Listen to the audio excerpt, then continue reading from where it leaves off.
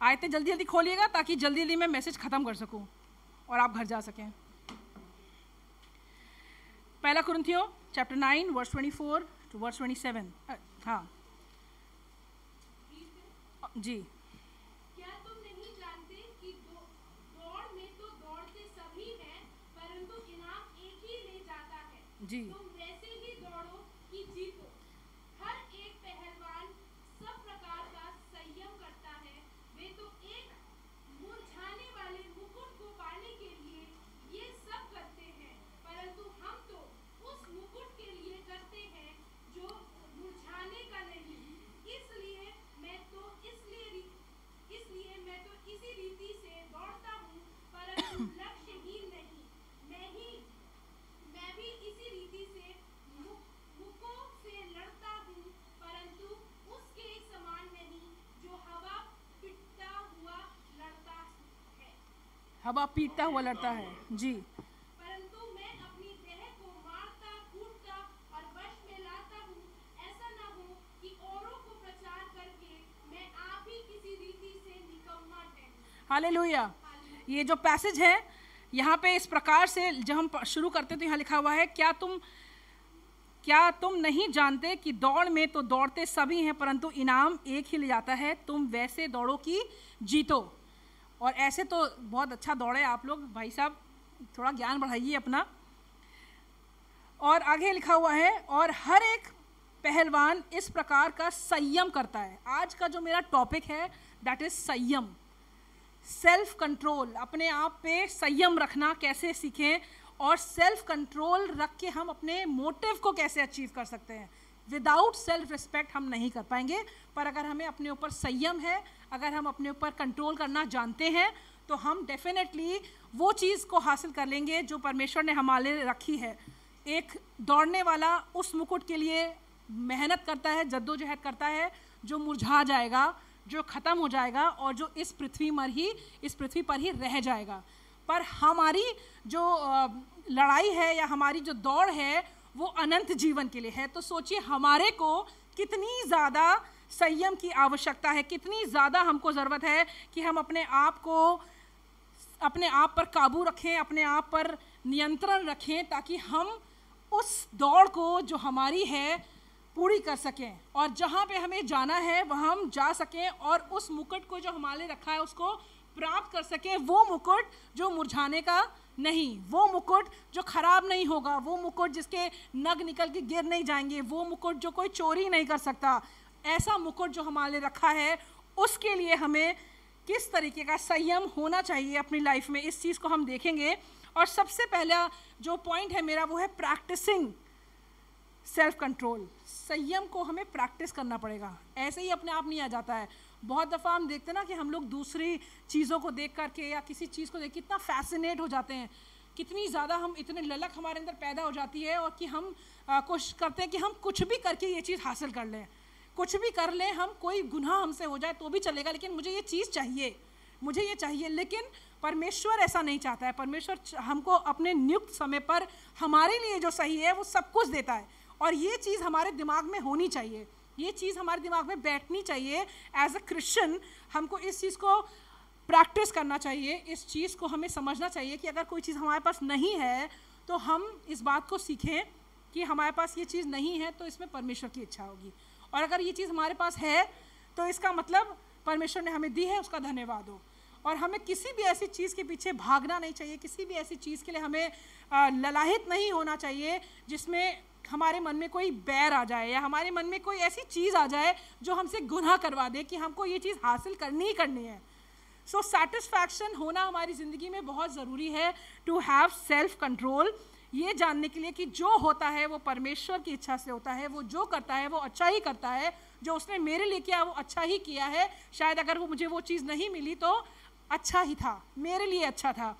और अगर आप मेरे साथ निकालिए दूसरा तिमोथी चैप्टर 3 वर्स 3 to 5, और कोई निकाल के रखिए दूसरा कुरिन्थियों 10:5। ट्यूसडे सेशंस में भी मैं इन्हीं सब चीज़ों पे बात कर रही हूँ अपने यूथ से, और मैं चाहती हूँ कि हम में से हर एक लोग अपनी इन चीज़ों को अपने मन में उतार लें, बसा लें कि हमारी ज़िंदगी में संयम की क्या मायने हैं अपनी दौड़ पूरी करने के लिए। जी दया रहित, जी पढ़ दीजिए 3 से 5 तक। दया रहित, जी क्षमा रहित, दोष लगाने वाले, असंयमी, कठोर, भले के बैरी, विश्वासघाती, ढीठ, घमंडी और परमेश्वर के नहीं वरन सुख विलास ही के चाहने वाले होंगे। जी, ये है एंड डेज टेम्पटेशंस। जी वे भक्ति का भेष तो धरेंगे पर उसकी शक्ति को न मानेंगे, ऐसों से परे रहना। हालेलुया। यहाँ पे परमेश्वर का वचन हमको बता रहा है, क्या बता रहा है? एंड डेज टेम्पटेशंस हैं। ये एंड डेज क्या हमेशा से यही रहे हैं कि हम अपनी ज़िंदगी में उन चीज़ों को देख करके बहुत फैसिनेट होते हैं जो हमारी नहीं है। लालच हमारे अंदर है, लेजीपन हमारे अंदर है, बहुत सी चीज़ें यहाँ पे लिखी हुई हैं। 3rd वर्स से आगे, हमारा जीवन क्या हो गया है? माया रहित हो गया है, क्षमा रहित हो गया है, दोष लगाने वाला हो गया है, असंयमी हो गया है, कठोर हो गया है, भले के बैरी हो गए हम। विश्वासघात करने में हमको बिल्कुल बुरा नहीं लगता है। हमारा दिल जो है वो बिल्कुल अफसोस नहीं करता अगर हम किसी का कुछ बुरा कर दें या कुछ हमसे गलत हो जाए तो हमारा दिल हमें कचोटता नहीं है। ये सब अंत के दिनों की निशानियां हैं। ढीठपन, घमंडीपन और परमेश्वर के नहीं वरन सुख विलास के ही चाहने वाले हैं। आजकल की लाइफ में हम लोग अपने कंफर्ट जोन से बाहर नहीं आ पाते हैं, अपनी कंफर्ट जोन में रहना चाहते हैं। हर चीज़ उसी तरीके से करेंगे चाहे हम खुदा के लिए कर रहे हो, लेकिन अगर हमारे कंफर्ट में है तो हम कर लेंगे और अगर हमारे कंफर्ट में नहीं है तो हम उससे बाहर निकल के नहीं कर पाएंगे। सॉरी, बहुत दफ़ा हमारा नेचर ये बन जाता है कि हम परमेश्वर के चाहने वाले नहीं पर सुख विलास के चाहने वाले बन जाते हैं और अपने सुख विलास को छोड़ करके परमेश्वर के लिए कुछ नहीं कर पाते हैं। हम कुछ नहीं कर पाते हैं। ऐसा कि अगर कोई हम आउटरीच में मीटिंग रख दें या किसी ऐसे के यहाँ मीटिंग रखते हैं जहाँ थोड़ी सुख सुविधाओं की कमी है, we don't even bother to think about of going कि हम किसी मीटिंग जाए। इसलिए सोचते सबसे पहला ख्याल आता है यार उनके यहाँ तो AC भी नहीं लगाए, इतनी गर्मी है, यार उनके यहाँ तो जगह ही नहीं है बैठने की, परेशान हो जाएंगे। This is the first thing that comes in our mind. मैं मसीहों की बात कर रही हूँ जो परमेश्वर के प्रेम को जानते हैं, जो जानते हैं कि परमेश्वर ने कैसे कैसे लोगों के साथ बैठ के खाना खाया है, कैसे कैसे लोगों के साथ उसने कोड़ियों को चंगा किया है, कोड़ियों को हाथ लगाया है। हम ऐसे परमेश्वर की स्तुति करते हैं। पर हमको अगर कोई मीटिंग का अप्रूवल आता है तो हम पहले अपना कंफर्ट देखते हैं, अपनी गाइड देखते हैं, हम अपना प्लानर देखते हैं कि हमारे क्या प्लान्स हैं। But we don't want to move out of our comfort zone to serve the Lord. और हम चाहते हैं कि हम वो लड़ाई पूरी कर लें, वो दौड़ पूरी कर लें। यहाँ पे लिखा हुआ है परमेश्वर के नहीं वरन सुख विलास के ही चाहने वाले हैं। 5th वर्ष में लिखा है वे भक्त का भेष तो धरेंगे। आपको उनसे अच्छा कोई लगेगा नहीं, आपको उनसे सूदिंग कोई पर्सनालिटी नहीं लगेगी, आपको उनसे पवित्र कोई इंसान नहीं लगेगा। परमेश्वर का वचन इस बात को कह रहा है। पर आगे लिखा है पर उसकी शक्ति को ना मानेंगे। बहुत से ऐसे लोग हमारे बीच में हैं। मैं इसीलिए समझा रही थी राधा आंटी कि परमेश्वर में आनंदित रहो, कोई भी परेशानी हो, कोई भी तकलीफ हो। सुलेमान बहुत अच्छी बात कहता है कि सब व्यर्थ है। वो रिश्तों के लिए भी यही बोलता है, तुम क्या बना के जा रहे हो, क्या जोड़ के जा रहे हो, तुम्हारे बाद क्या होगा किसी को नहीं पता। तुम्हारे बेटे, तुम्हारे बच्चे, तुम्हारे पोते तुम्हारे लिए कितने दिन रोएंगे, सब कुछ व्यर्थ है। इसलिए जो जिंदगी परमेश्वर ने तुम्हें दी है, जो लाइफ परमेश्वर ने तुम्हें दी है, उसमें परमेश्वर का धन्यवाद करना सीखो, उसमें खुश रहना सीखो। यहाँ पे लिखा हुआ है कि वो भक्त का भेष धरते हैं। वो लगता है खुदा बाप सब कुछ कर सकता है, खुदा बहुत अच्छा करता है, लेकिन ज़रा सी परेशानी आती है और लिखा है पर उसकी शक्ति को ना मानेंगे। ऐसे लोगों से परे रहो। अब ऐसे लोग मत बनो, ABC विकासनगर ऐसे लोग मत बनो जिससे लोग कन्नी काट लें। ऐसे लोग मत बनो जिससे परमेश्वर कहता है दूर हट जाओ। पर ऐसे लोग बनो जिसके साथ लोगों को संगति करना अच्छा लगे, जिनके साथ लोगों को अपनी परेशानी बांटना अच्छा लगे, जिनके साथ लोगों को बैठ के बातें करना अच्छा लगे।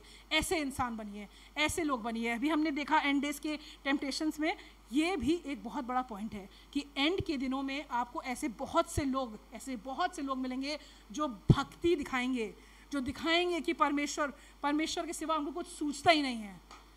But at the end when you peep inside the life, जब आप उनकी जिंदगी में झांकेंगे, आपको खोखलापन दिखाई देगा, आपको खालीपन दिखाई देगा। पर परमेश्वर चाहता है कि हम इन सब चीज़ों में, अगर इन सब परेशानियों में अगर संयम रख के आगे बढ़ जाएं, तो परमेश्वर हमको शिरोमणि करने को तैयार है। परमेश्वर हमको अपनी अनंत शांति, अनंत जीवन देने को तैयार बैठा है। पर उसके लिए what we have to practice, संयम। इन सभी चीज़ों में हमें संयम रखने की ज़रूरत है। 2 कुरिन्थियों 10:5 निकाल लीजिएगा। इसलिए हम कल्पनाओं का और हर एक ऊंची बात का जी जो परमेश्वर की पहचान के विरोध में उठती है खंडन करते हैं। हालेलुया।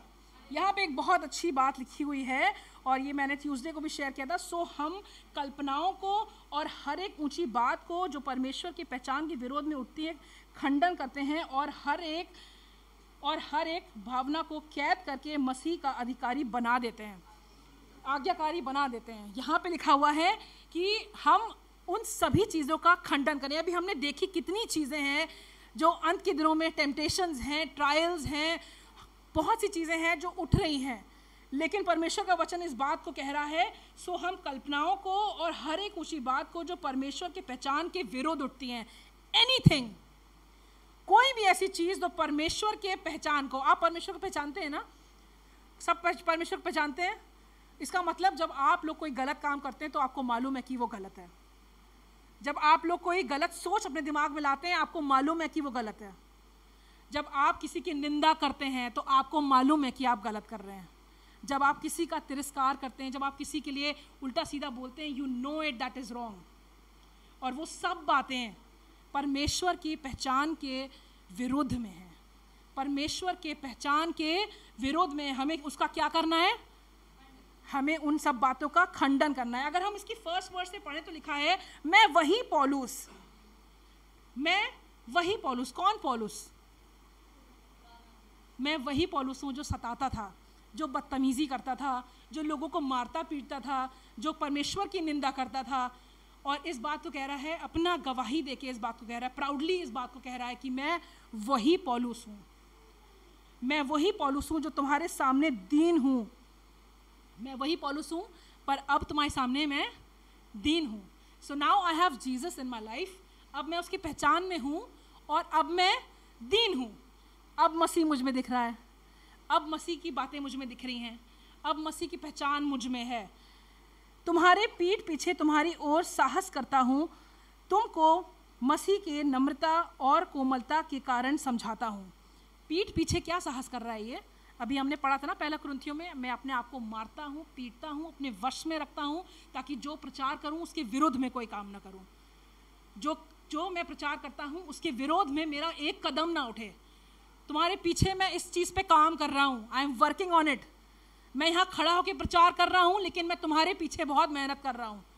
पीछे से मैं बहुत मेहनत कर रहा हूँ कि मैं जो प्रचार करूँ उस पर खरा उतर सकूँ। आगे लिखा हुआ है, मैं ये विनती करता हूँ कि तुम्हारे सामने मुझे निर्भय होकर साहस करना ना पड़े। क्यों कह रहा है कि मुझे तुम्हारे सामने निर्भय होकर साहस करना ना पड़े? तुम मेरे को उस पुराने पौलुस से जज मत करना। डोंट जज me, you will not find me there. वो इस बात तो कह रहा है कि मुझे तुम्हारे सामने साहस ना करना पड़े, क्योंकि he is giving an example. मैं बन गया हूँ वो कि मैं बोलूं और तुम समझ जाओ। अब मेरी ज़िंदगी वो बन गई है कि मैं प्रचार करूं तो तुम्हें समझ में आ जाए। मेरी ज़िंदगी को देखकर तुम सीख सको, मेरी लाइफ को देख के तुम सीख सको कि मैं वो वाला पौलुस तो नहीं रहा, अब मैं बदल गया हूँ। ठीक है, साहस करना ना पड़े, जैसे मैं कितनों पर जो हमको शरीर के अनुसार चलने वाले समझते हैं वीरता दिखाने का विचार करता हूँ। जो लोग समझते हैं कि हम शारीरिक हैं, हमारे काम शारीरिक हैं, हमारी लड़ाई शारीरिक है, हमारा दिमाग शारीरिक है, उन सब के ऊपर मैं वीरता दिखाने का काम करता हूँ। I am trying to control my self, I am trying to gather my self कि मुझे तुमको ये साबित ना करना पड़े, तुम पर ये इम्पोज ना करना पड़े, साबित ना करना पड़े कि मैं क्या था। पर तुम मेरे कामों से, मेरे जीवन से इस बात को देख लो, जिस तरीके से अब मैं सब्र कर लेता हूँ। तुम चाहे जो कुछ बोल के चले जाते हो, मैं चुपचाप सह लेता हूँ। तुम चाहे मेरे मुंह पे मेरी बेइज्जती कर दो, मुझे कितना ही रोस्ट कर लो, पर अब मैं सह लेता हूँ, क्योंकि अब मैं ये जान गया हूँ कि मेरी लड़ाई जो है वो शारीरिक नहीं है। मेरी लड़ाई शारीरिक नहीं है, क्योंकि यद्यपि हम शरीर में चलते फिरते तो अभी शरीर के अनुसार नहीं लड़ते हैं, हम शरीर में चलते फिरते हैं। Yes, we are live, we are walking, हम लोगों के बीच में रहते हैं, उठते बैठते हैं, हमारे साथ लोग हैं, हमारे आगे पीछे, ऑफिस में, घर में, स्कूल में, हर जगह लोग हैं, हम उनके साथ उठते बैठते हैं, शरीर में चलते फिरते हैं, तो अभी शरीर के अनुसार नहीं लड़ते। पर हमारी लड़ाई तुम्हारे घूंसे मारने से मेरा हाथ नहीं उठेगा, तुम्हारी बेइज्जती करने से मैं तुम्हारे बाल नहीं नोचूंगा, पर हमारी लड़ाई आत्मिक है। मैं तुम्हारे लिए प्रार्थना करूंगा, मैं तुम्हें क्षमा करूंगा, मैं तुमसे मोहब्बत दिखाऊंगा, मैं तुम्हारे लिए निवेदन करूंगा, परमेश्वर तुम्हारे मन को बदल दे। शरीर के अनुसार चल रहे हैं, फिर रहे हैं, पर हमारी लड़ाई शरीर के अनुसार नहीं है। और आगे लिखा हुआ है, पर गढ़ों को ढा देने के लिए परमेश्वर के द्वारा सामर्थी हैं। गढ़ों को ढाने के लिए मुक्का मारना ज़रूरी नहीं होता, गढ़ों को ढाने के लिए ताने मारना ज़रूरी नहीं होता, गढ़ों को ढा देने के लिए गाली बकना ज़रूरी नहीं होता है, गढ़ों को ढा देने के लिए बदला लेना ज़रूरी नहीं होता है, पर गढ़ों को ढाने के लिए हमारा ये जानना ज़रूरी होता है कि हम परमेश्वर के द्वारा सामर्थी हैं। हालेलुया, हमारा ये जानना ज़रूरी है, क्योंकि जब तुम ये जान लोगे कि हम परमेश्वर के द्वारा सामर्थी हैं, तो तुम इस बात को ज़रूर जानोगे कि मारना आसान है पर सब्र करना मुश्किल है, मारना आसान है पर सह लेना मुश्किल है, पर तुम परमेश्वर की सामर्थ्य से वो काम करोगे जो दुनिया वालों के लिए बहुत मुश्किल है।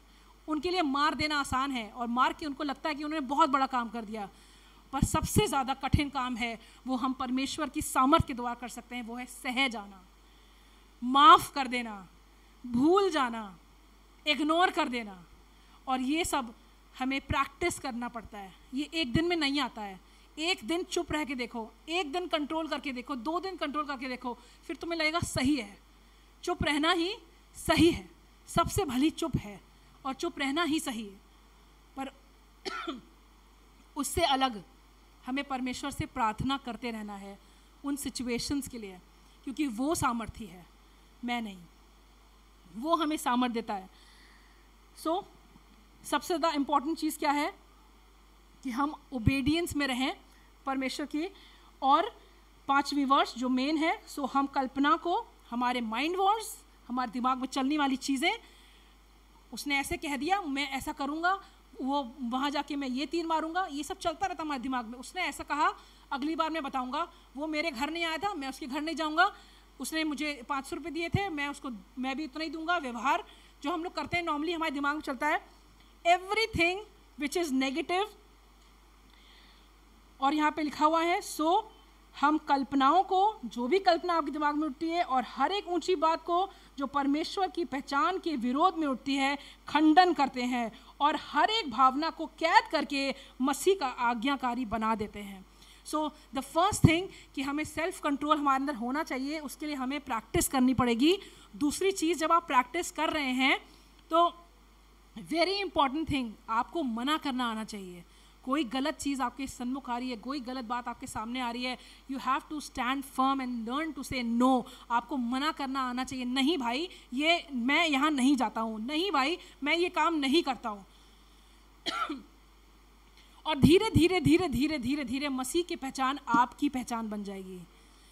जब आप इन सब चीज़ों को प्रैक्टिस करने लगेंगे तो ये आपकी पहचान बन जाएगी। परमेश्वर यीशु मसीह के चेले इस कदर उसकी तरह हो गए थे कि लोग उनको देख के कहते थे, ये भी तो यीशु के साथ रहता है, इसको भी तो यीशु के साथ देखा है, इसकी बोली तो उनके जैसी है, ये तो यीशु की तरह बोल रहा है।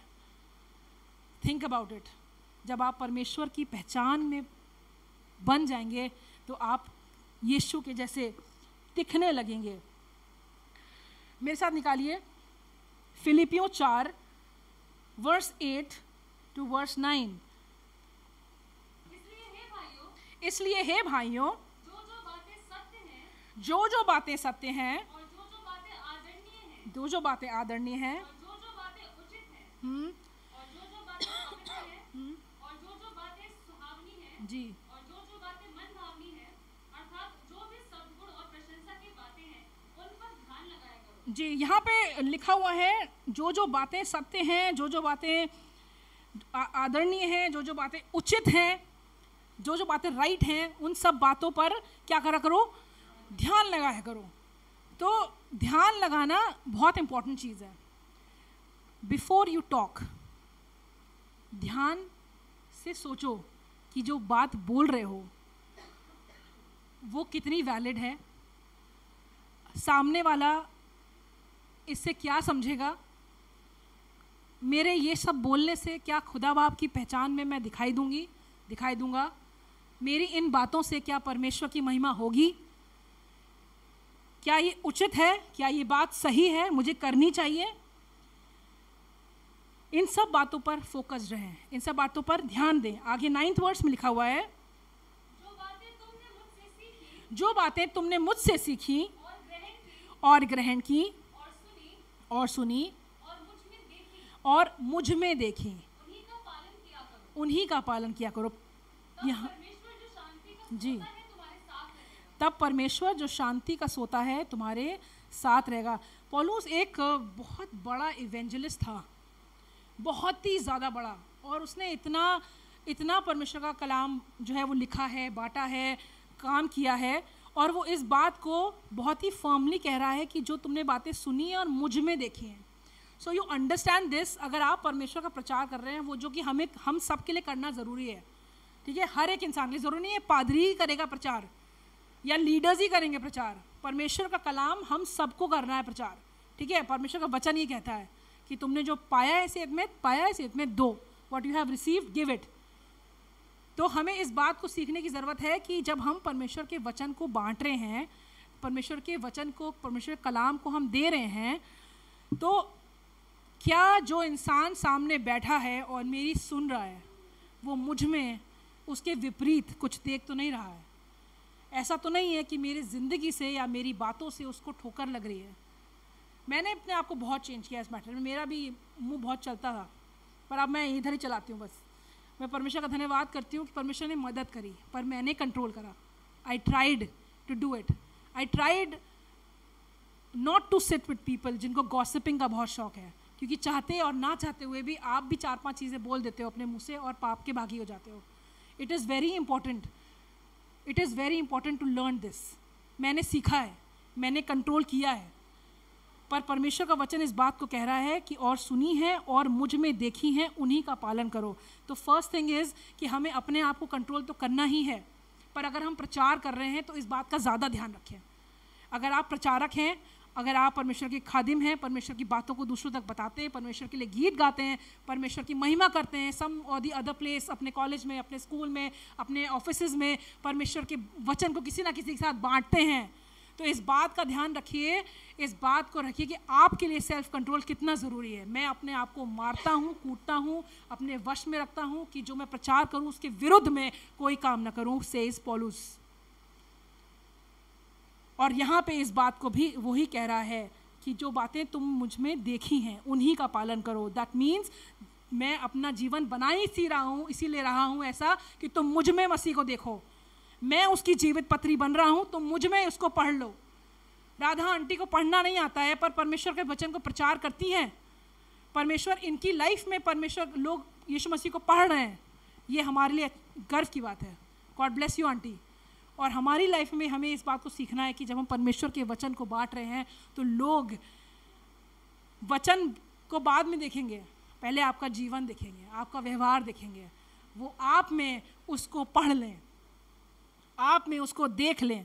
और आगे लिखा हुआ है, उन्हीं का पालन किया करो, तब परमेश्वर जो शांति का सोता है तुम्हारे साथ रहेगा। शांति हमें चाहिए, सुकून की हम तलाश में रहते हैं, पर हम संयमी नहीं हो पाते हैं कि हम एक दूसरे की सह लें और उचित काम ही करें। So first thing is that what is required कि हमें क्राइस्ट का ओबीडियंस रहना है, क्राइस्ट के ताबे हर चीज़ कर देनी है। जो अभी हमने पढ़ा कि हम अपनी चीज़ों को, जो विचार उठते हैं, जो पाप उठता है, जो चीज़ें हमारी तरफ आती हैं, उनका खंडन करके उन सबको मसीह का अधीन कर दें। दैट मीन्स हम खुद उसके अधीन हो जाए, बिकॉज कर तो हम ही रहे ना। शैतान करवा तो हमसे रहा है ना, आ तो सब हमारे दिमाग में रहा है कूड़ा, पर परमेश्वर कह रहा है इन सब बातों का खंडन करके इन सब चीज़ों को मसीह के अधीन कर दो। और यहाँ पे पौलुस इस बात को कह रहा है कि स्टे फोकस्ड, जो चीज़ें उचित हैं, जो चीज़ें सही हैं, जो बातें सुहानी हैं, जो बातें मनभावनी हैं, जो सद्गुण हैं, प्रशंसा की बातें हैं, उन पर ध्यान लगाओ। हमारा ध्यान बहुत जल्दी भटकता है, बहुत ही ज़्यादा जल्दी, और हम इतना फिशी वर्ल्ड है, कुछ भी हमारे सामने आ जाता है और हम ऐसे पलट जाते हैं, हमारा दिमाग ऐसे मोल्ड हो जाता है।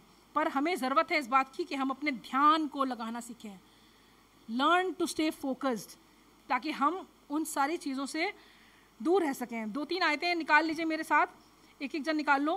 पहला तिमोथी 3:2, तीतुस 1:8, तीतुस 2:3-6, तीतुस 1:12। और यहाँ पौलुस बार बार यही लिख रहा है। क्यों लिख रहा है बार बार? कोई चीज़ को बार बार बोल रहा है, कोई इंसान बार बार एक ही चीज़ को बोलता है, तो इसका मतलब क्या होता है? हाँ, वो आपका ध्यान ले जा रहा है उस तरफ, वो आपका ध्यान उस तरफ ले जाने की कोशिश कर रहा है। सेल्फ कंट्रोल, संयम is very very important for a Christian life. संयम मसीही जीवन के लिए बहुत आवश्यक है। जी पढ़ो, प्रकृति पढ़ो, पहला तिमोथी 3:2। यह आवश्यक है कि अध्यक्ष निर्दोष और एक ही पत्नी का पति, जी, संयमी, सुशील, सभ्य, अतिथि सत्कार करने वाला। यहाँ लीडर की बात हो रही है और इसी पे फोकस रहेंगे। संयमी, उसका एक लीडर का, जो आपका अगुवा है, उसका संयमी होना बहुत ज़रूरी है। यहाँ लीडर की अगर बात करें तो अलग अलग जगहों में अलग अलग हमारे लीडर्स होते हैं, और यहाँ सिर्फ खादिम की बात नहीं है, पर आप अपने घर के मुखिया हो सकते हैं, आप अपने ऑफिस में टीम लीडर हो सकते हैं, आप अपने घर की पूरा संचालन करती हैं, यू आर अ लीडर। और परमेश्वर ने हमें राज अधिकारी तो बनाया ही है, राइट? सो रिमेंबर दिस कि हमारे लिए संयमी होना कितना ज़रूरी है। Sanyam is required to finish your race. संयम के साथ जो दौड़ते हैं, बहुत दफ़ा ऐसा होता है कि 2 लोग दौड़ रहे हैं, 2 लोग रेस में दौड़ रहे हैं, और जो आगे सबसे आगे जा रहा है, अगर किसी ने उसको compete करना शुरू कर दिया तो उसका फोकस वो रिबन से हटके उस बंदे पे आ जाता है और वो हार जाता है। और ये बहुत दफ़ा होता है, बहुत दफ़ा होता है, बहुत से लेसन्स में सिखाया जाता है। लेकिन अगर हम अपना फोकस को उस रिबन से ना हटाएं और दौड़ते रहें, हमें फ़र्क ही ना पड़े आगे पीछे दाएं बाएं क्या हो रहा है, that is the time we can win the race. यहाँ पे हर एक इंसान के लिए ये बात बहुत ज़रूरी है कि हमारे अंदर संयम का होना बहुत ज़रूरी है। जी दूसरा आयत पढ़ें, तीतुस 1:8।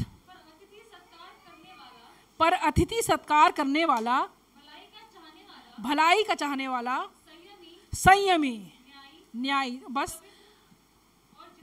बस बहन, थैंक यू। यहाँ पे भी इस बात को कह रहा है, एक ही चैप्टर में एक ही चर्च को बार बार क्यों लिख रहा है? वो तिमोथी को और तीतुस को ही क्यों लिख रहा है? बार बार लिख रहा है यही बात, संयम दिखाओ, संयम दिखाओ, संयमी रहो, संयमी रहो। आगे लिखा हुआ है, आगे पढ़ो, 2 तीतुस 2:3-6। यहाँ पे भी सिखाया गया बूढ़ी स्त्रियों का चाल चलन, मतलब चर्च की जो पुरानिये हैं उनके लिए है। जी बूढ़ी स्त्रियों का चाल चलन पवित्र लोगों सा हो, जी, वे दोष लगाने वाली और व्यर्थ नहीं, जी, और अच्छी बातें सिखाने वाली हो, जी, ताकि वे जवान स्त्रियों को चेतावनी देती रहें कि जवान स्त्रियों को चेतावनी देती रहें कि अपने पतियों और बच्चों के प्रति जी, बच्चों से प्रीति रखें, जी, और संयमी और पवित्रता, घर का कारभार जी, बस थैंक यू। और यहाँ पे भी जब वो स्त्रियों के लिए संदेश भेज रहा है, बुजुर्ग महिलाओं के लिए भेज रहा है, कलीसिया के लिए भेज रहा है कि सिखाना क्या है, तो उसमें भी ऐड कर रहा है संयमी। क्या ऐड कर रहा है? संयमी। संयमी होना इतना ज़रूरी क्यों है? संयमी होना इतना ज़रूरी इसलिए है क्योंकि जो हमने पढ़ी एंड डेज की टेम्पटेशंस इन द बिगनिंग, शुरू में, वो आज भी हमारी ज़िंदगियों में खोद रही हैं। किसी तरीके से जगह मिल जाए, किसी तरीके से अंदर आ जाए। इसकी तीतुस 1:12 में अगर आप पढ़ें तो यहाँ पे लिखा हुआ है जी, उन्हीं में से एक जन ने उन्हीं में से एक जन ने, जो उन्हीं का भविष्यद्वक्ता है कहा है, जी क्रेती लोग सदा झूठे, जी दुष्ट पशु और आलसी पेटू होते हैं। जी, यहाँ पे कुछ और गुण लिखे हुए हैं जिनमें हमें क्या करना है, सेल्फ कंट्रोल करना है।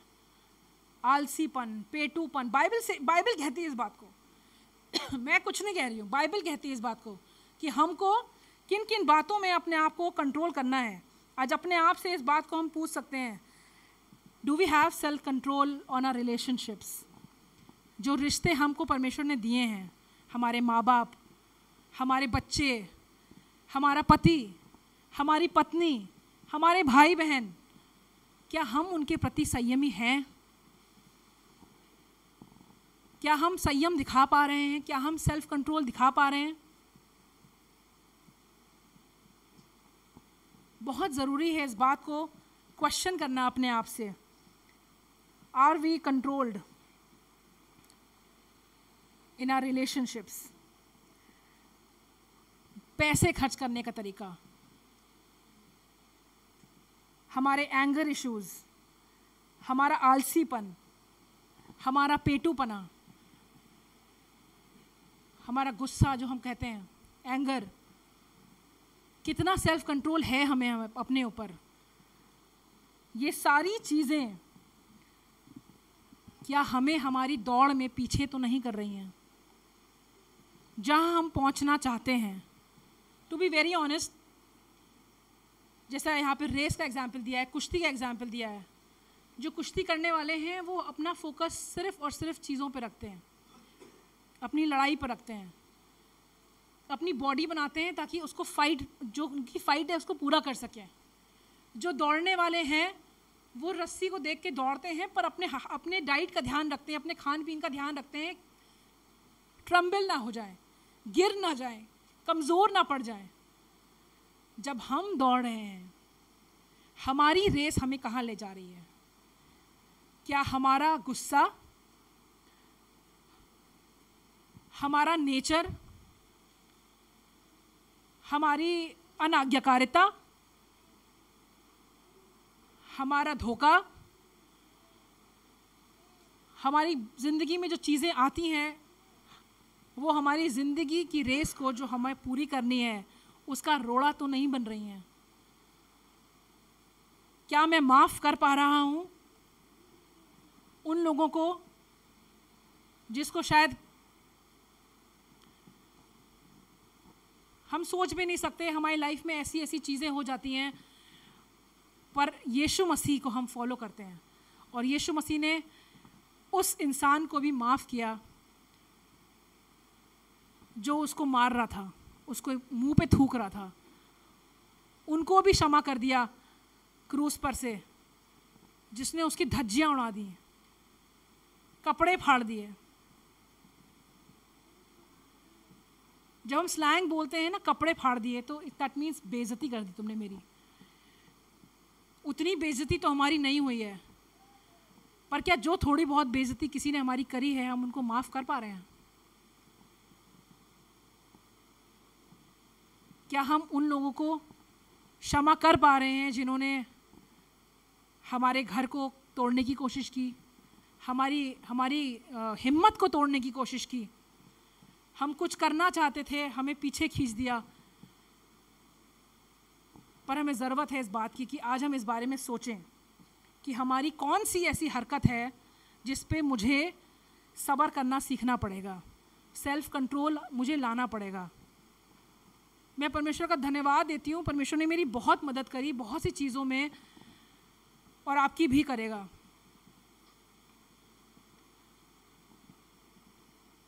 मेरे साथ निकालिए नीति वचन 25, बस ख़त्म करूँगी मैं। नीति वचन 25 उसकी 28 वर्स। जिसकी आत्मा वश में नहीं, बहुत ध्यान से सुनिएगा इस बात को और लिख लीजिए अगर लिखना चाहें तो। जिसकी आत्मा उसके वश में नहीं, वो ऐसे नगर के समान है जी। जिसकी शहरपनाह घेराव करके तोड़ दी गई। क्या बोल रहे हैं? क्या बोला जा रहा है? अगर आप अपने कंट्रोल में नहीं रह पाते हैं, आप उस शहर पनाह के समान हैं जिसको घेरा करके तोड़ दिया गया है। Do you understand that? इसका एनीवन कैन एंटर। तो सबसे ज़्यादा कौन एंटर करेगा हमारी लाइफ में? शत्रु करेगा। किसको मौका दे रहे हैं हम अपने सीवानों में घुसने का? किसको मौका दे रहे हैं हम अपनी ज़िंदगी में दखल अंदाजी करने का? उस ज़िंदगी में जिसमें परमेश्वर का अधिकार है, उस ज़िंदगी में शैतान को मौका मिल रहा है कि आपके घर के अंदर घुस जाए, सिर्फ इसलिए क्योंकि आप एक बार चुप नहीं रह पाए, सिर्फ इसलिए क्योंकि आप एक बार माफ़ नहीं कर पाए, सिर्फ इसलिए कि आप एक बार किसी से मोहब्बत नहीं दिखा पाए, सिर्फ इसलिए क्योंकि आपको अपनी बेइज्जती का बदला लेना था।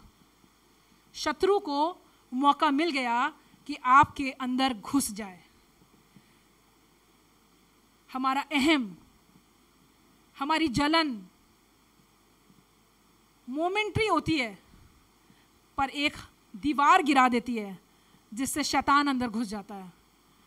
और बहुत ही समझदार इंसान, सबसे समझदार इंसान सोलोमन इस बात को कह रहा है कि अगर आपको अपने ऊपर ही अधिकार नहीं है तो आप उस दीवार के समान हैं जिसके अंदर शत्रु घुस जाएगा। You are opening the gates for the devil. आप खुद शैतान के लिए दरवाजों को खोल रहे हैं। 2 तिमुथी 1:7 पढ़ दो बहन। और कोई निकाल ले 1 पत्रस 4:7। क्योंकि परमेश्वर ने हमें भय की नहीं जी, पर सामर्थ और प्रेम और संयम की आत्मा दी है। यहाँ पे लिखा हुआ है क्योंकि परमेश्वर ने हमें भय की नहीं पर सामर्थ और संयम की आत्मा दी है। सामर्थ की आत्मा दी है ताकि आप सेल्फ कंट्रोल कर सकें। सामर्थ से ही सेल्फ कंट्रोल होगा। You have to control yourself, और उसके लिए सच में बहुत सामर्थ लगती है। किसी को बोल देना बहुत आसान है, पर चुप रह जाना बहुत मुश्किल है। और इस बात को समझिए कि परमेश्वर ने हमें भय की आत्मा नहीं दी है। ऐसा नहीं है कि आप जवाब दे देंगे, नहीं देंगे तो कोई कहेगा अरे डर गया। आप मारेंगे नहीं तो अगला कहेगा अरे हिम्मत नहीं है ना, चलो निकलो। हम लोग को इस बात का डर रहता है कि अगर मैंने जवाब नहीं दिया तो ये सोचेगा मैं कमज़ोर हूँ। दुनिया यही सिखा रही है, दुनिया यही सिखा रही है। पर इस बात को जानिए कि परमेश्वर ने हमें भय की नहीं पर जय की आत्मा दी है, सामर्थ की आत्मा दी है, संयम की आत्मा दी है, सेल्फ कंट्रोल। Very important. और हम देखें उसने हमें दिया क्या है और हमारे पास है क्या। जी, उसने हमें दिया क्या है, क्या दिया है? संयम की आत्मा दी है, सेल्फ कंट्रोल की आत्मा दी है। But do we have it? क्या हमारे पास है? क्या हम प्रेम दिखा पा रहे हैं? क्या हम संयम दिखा पा रहे हैं? क्या हम प्यार किसी को कर पा रहे हैं? क्या हम माफ़ कर पा रहे हैं? क्या हम चुप रह पा रहे हैं? क्या हम जाने दे पा रहे हैं? क्या हम दुश्मन को भी या किसी को, ऐसे इंसान को भी जिसने हमें बहुत परेशान किया है, उसका वेलकम कर पा रहे हैं अपने घर में? सोचिएगा इस बारे में। 1 पत्रस 4:7। और सब बातों का अंत तुरंत होने वाला है। जितना फड़फड़ा रहे हैं दुनिया वाले, फड़फड़ाने दो। मसीही लोगों को ये जानने की ज़रूरत है कि सब बातों का अंत जल्दी होने वाला है। जी, इसलिए संयमी होकर प्रार्थना के लिए सचेत रहो। व्हाट वर्ल्ड इज डूइंग हमें नहीं मतलब। दुनिया क्या कर रही है, कहाँ जा रही है, क्या चाहती है, क्या अचीव करना है जिंदगी में, किस मुकाम पे पहुंचना है, क्या उसको चाहिए, पता नहीं। हम जो मसीह हैं, हम जिसको उसने चुना है, हम जो उसकी पहचान में हैं, और हम जो उसकी पहचान बनाए रखना चाहते हैं, इस बात को याद रखें कि सब बातों का अंत जल्दी होने वाला है। आप ये नहीं कह सकते कि बाद में देखेंगे, बाद में तौबा कर लेंगे, बाद में खुदा बाप मौका देगा तो हम आ जाएंगे उसके समीप। वी डोंट नो कब वो आ जाएगा या कब हम कट लेंगे। हमें इन दोनों चीज़ों के बारे में कुछ नहीं पता है, किसी को नहीं पता है कि कब वो आ जाएगा और कब हम निकल लेंगे। इस चीज़ का किसी को नहीं पता है। अंत तो होना ही है, किसी भी तरीके से हो, चाहे उसके आने से हो और चाहे हमारे जाने से हो। तो परमेश्वर इस बात को कह रहा है कि इस बात को समझ लो कि अंत आ गया है, अंत आ गया है। सो संयमी होके, अगर संयम दिखाना ही है ना, तो बहुत ही ज़्यादा संयम के साथ प्रार्थना करो, संयम के साथ प्रार्थना करो। आखिरी आयत निकाल लीजिएगा, 1 कुरिन्थियों 10 उसकी 12वीं आयत, और हम ख़त्म करेंगे। और इसमें इस प्रकार से लिखा हुआ है, 1 कुरिन्थियों 10 और उसकी 12वीं आयत में, इसलिए जो समझता है मैं स्थिर हूँ। हमको अभी हमने ऊपर आयतों में पढ़ा ना कि बहुत से ऐसे लोग हैं जो दिखते हैं कि वो परमेश्वर के लोग हैं, परमेश्वर के पीछे चलते हैं, पर उनका मन परमेश्वर में नहीं है। बहुत से ऐसे लोग हैं जो दोगली ज़िंदगी जी रहे हैं, बहुत से ऐसे लोग हैं जो दिखावे की ज़िंदगी जी रहे हैं, जिनको आपको देख के लगता है कि वो परमेश्वर के बहुत करीब हैं, पर वो परमेश्वर से एक्चुअली बहुत दूर हैं। वो आयत इस प्रकार से कह रही है, इसलिए जो समझता है कि वो मैं स्थिर हूँ, इट्स गुड, अच्छा है समझते हो, पर चौकस रहो कहीं गिर ना पड़े। इसलिए चौकस रहो कि कहीं गिर ना पड़े। जब मैं ट्यूसडे को इस आयत पर शेयर कर रही थी, तो मैंने एक बात जो कि बहुत सच है, ये बात हम सब जानते हैं कि यीशु मसीह के बड़े बड़े काम बहुत लोगों ने देखे थे। यीशु मसीह के पीछे भीड़ की भीड़ चलती थी, उसके चेले उसके साथ रहते थे। बहुत से ऐसे थे जो पहले चेले बने, फिर चेले नहीं रहे, बाद में सिर्फ 12 रह गए। लेकिन उन 12 में से भी एक ने उस पर शक किया, थोमा ने उस पर शक किया, यहूदा इस्करियोती ने उसको बेच दिया और पतरस ने उसका इनकार कर दिया। जो लोग यीशु के साथ साथ रहते थे, बहुत गहरी बात है, इस बात को याद रखिएगा, जो लोग यीशु के साथ साथ रहते थे, एक मोमेंट में वो भी गिर पड़े। थोड़ी देर के लिए सही पतरस ने, लेकिन उसका इनकार तो किया, थोमा ने शक तो किया, और यहूदा इस्करियोती ने तो अपनी जान ही दे दी, because he realized he was wrong. और ऐसे काम के अंत में मृत्यु ही होती है। सो वी जिनने सिर्फ बाइबल पढ़ी है, हमने यीशु को अपनी आंखों से नहीं देखा, हमने उसके आश्चर्य कर्मों को अपनी आंखों से नहीं देखा, हाँ महसूस किया है, हमारी लाइफ में टेस्टिमनीज हैं, पर जब वो लोग जो यीशु के साथ साथ रहते थे गिर पड़ सकते हैं, लड़खड़ा सकते हैं, हमें और आपको कितना चौकस रहने की ज़रूरत है। मुझे और आपको कितना चौकस रहने की ज़रूरत है। आज इस बात पर गौर करिएगा, आज जब घर जाइएगा या भी प्रार्थना होगी तो इस बात पर गौर करिएगा, am I a Christian of mouth? सिर्फ बोलने वाला मसीह तो नहीं हूँ। क्या मेरे पास मुसीबत आएगी तो मैं खड़ा रह पाऊँगा? क्या मेरे ऊपर कोई तकलीफ़ आएगी तो मैं स्थिर रह पाऊँगा? ओके, मैं कहता हूँ कि मैं नहीं गिरूँगा, मैं कहता हूँ कि परमेश्वर मेरे साथ है, मैं कहता हूँ कि वो मुझे संभाले रहता है, मैंने बहुत सी गवाहियाँ दी है कि उसने मुझे उठाया है, पर क्या मुश्किल आएगी तो मैं खड़ा रह पाऊँगा? क्या तकलीफ़ आएगी तो मैं स्थिर रह पाऊँगा? क्या मेरे अंदर इतना संयम है कि मैं पलट के ये ना बोलूं कि खुदा बाप तू मेरे साथ क्या कर रहा है? क्या मेरे अंदर इतना संयम है कि मैं अय्यूब की तरह इस बात को कह सकूं, तूने दिया तूने लिया, तेरा नाम धन्य है? क्या मेरे अंदर इतना संयम है कि आज अगर मेरे सामने कोई आ जाए और मेरी मसीहत पे सवाल करे तो मैं उसका इनकार ना कर पाऊं? पर इस बात को डंके की चोट पे कहूं कि हाँ, आई बिलोंग टू हिम, मैं यीशु की हूँ, मैं यीशु का हूँ।